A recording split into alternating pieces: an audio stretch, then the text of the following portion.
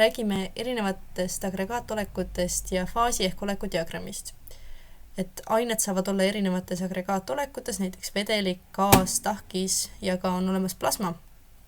Aga need kõige tüüpilisemad, millest räägitakse, on vedelik, gaas ja tahkis. Räägime, kuidas nad saavad minna ühest agregaatolekust teise. Et ütleme, et vedelik tahab saada gaasiks, nagu ütleme, et me keedame vett, siis selle asja nimi on aurustumine.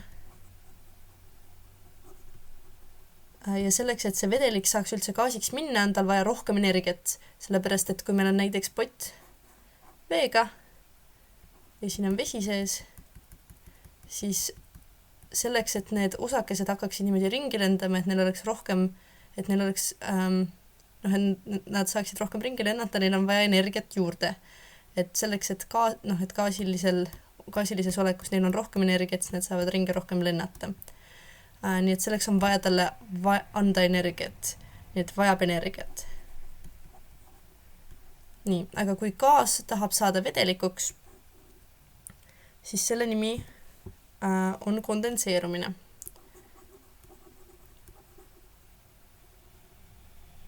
Nii, kondenseerumine. Ja kui gaas saab vedelikuks, siis ta annab energiat ära, nii et vabaneb energia. Nii, kui vedelik saab tahkiseks, siis kõige tavalisem näide ongi see, et õues on jahe ja siis vesi jäätub ära. Siis see ongi, selle nimi on tahkestumine, aga kui vesi läheb tahkiseks või jääks, siis see on jäätumine, aga muidu ta on tahkestumine. Ja siis ta annab samuti energiat ära, sest kui ta on tahke, siis ta osakesed liiguvad veel vähem ringi kui isegi vedelikus, nii et energia vabaneb. Aga kui tahkis tahab saada vedelikuks, siis selle nimi on sulamine. Või kui ilusa nuule ma joonistasin. Teeme uuesti. Sulamine. Ja et sulada, siis ta aineosakestel on vaja veel energiat, et muidu nad istuvad siin kõik väikeses pakikeses koos, aga kui ta sulab, siis ta tahab, et need osakesed liiguksid rohkem ringi, mitte küll nii palju kui gaasis, aga ikkagi nad vajavad rohkem energiat ringi liikuda, nii et vajab energiat see protsess. Nii, ja nüüd ütleme, et tahkis tahab saada otse gaasiks.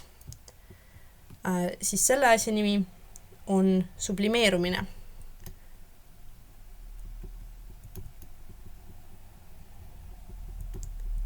Ja kui aine sublimeerub, ehk siis tahkest olekust, kus aineosakesed põhimõtteliselt liiguvad hästi vähe, tahab saada gaasiks, siis ta vajab energiat, sellepärast et gaasis osakesed liiguvad rohkem.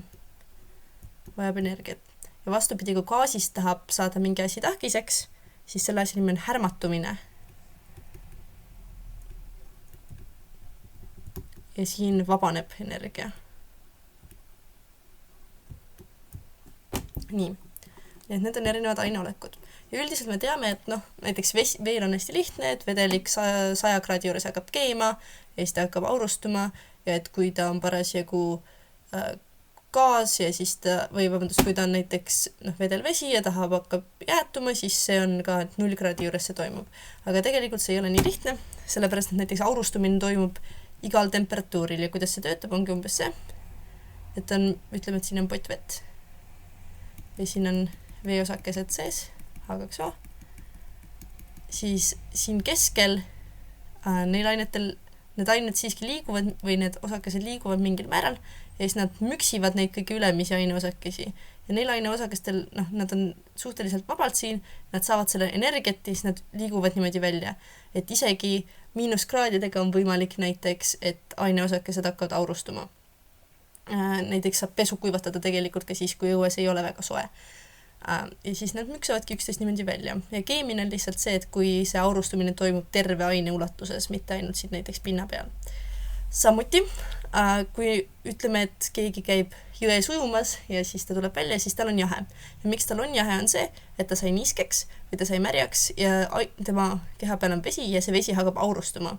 Ja selleks, et aurustuda, ta võtab ka keha pinna pealt energiat või soojust, et selle arvelt siis need aineosakesed hakkavad aurustuma. Ja see on see, miks on ka jahe, kui tulla veest välja. Aga liigume siis tegelikult edasi natuke, sest asi ei ole nii lihtne, kui ta tundub, et on. Sellepärast, et erinevad, temperatuur on üks asi, mis mõjutab ainete agregaatoleku muutust, aga tegelikult on olemas ka rõhk ja rõhk samuti mõjutab seda, kuidas ained siis agregaatolekuid muudavad. Ja siin on selline asi nagu faasidiagramm või olekudiagramm. Faasidiagramm. Ja faas siin on põhimõtteliselt hästi sarnane mõiste nagu olek. Et siin on näiteks V-faasi diagramm ja siin on erinevad olekud. Ta võib olla tahke, siis ta võib olla vedel ja võib olla gaas. Nii. Ja mis see diagramm nüüd üldse näitab? Ühel teljel, Y-teljel meil on rõhk ja siis see peaks olema paskalites minu meelest isegi. Ja teisel teljel on temperatuur seltsustes. Ja näiteks siin on 1 atmosfäär rõhku ja 0 kraadi Celsiust. Ja kui me siit vaatame, et lähme üles ja siit tuleme, võib-olla võtaks teise värvi, siis on paremini näha.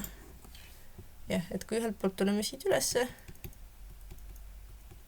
väga sirgelt ja teiselt poolt tuleme ka, jõuame siia punkti.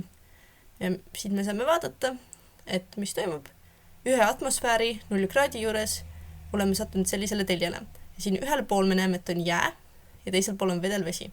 Nii et siit me ka näeme, et selles punktis, kus on 0 kraadi ja 1 atmosfäär, ehk see tavaline rõhk, mis meil igal pool maa peal kogu aeg on, või mitte kogu aeg, aga mis meil üldiselt tavaliselt on, siis nendes oludes on vesi siis kas jää või vedelik, et siit ta saab hakata kas sulama, kui keskkond on veel soojem, või ta hakkab jäätuma või tahkestuma, kui keskkond siis soosib pigem seda, et on jaheda.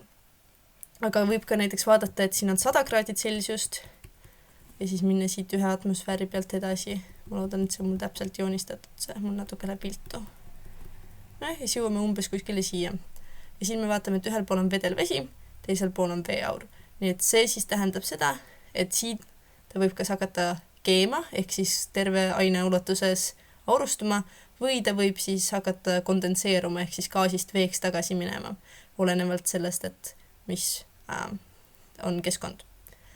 Ja niimoodi saabki vaadata, et mis on erinevate rõhkude juures aine erinevad olekud ja temperatuuri. Ja siin on ka selline mummu. Ja see mummu siin on kolmikpunkt. Kolmikpunkt. Ja see on natuke rohkem kui 0 kraadi Celsius ja mingi atmosfääri või mingi rõhkkondal ka. Aga minust on midagi 600, midagi. Igatahes, kolmikpunkt on selline punkt, kus aine on kõikides kõiges 3 olekus korraga. Et ta on korraga jää, korraga siis ka vedelvesi ja korraga veeaur, kui me räägime veest. Aga see võib siis olla erinevatel ainetel erinev see kolmikpunkt. Lihtsalt see on see hetk, kus kõik aineolekud on korraga võimalikud ja ka esinevad.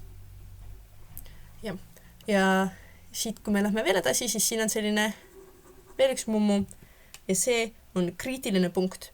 Ja peale seda ei ole enam võimalik väga hästi vahet teha, et kas aine on siis kas siis vedel või ta on gaasiline.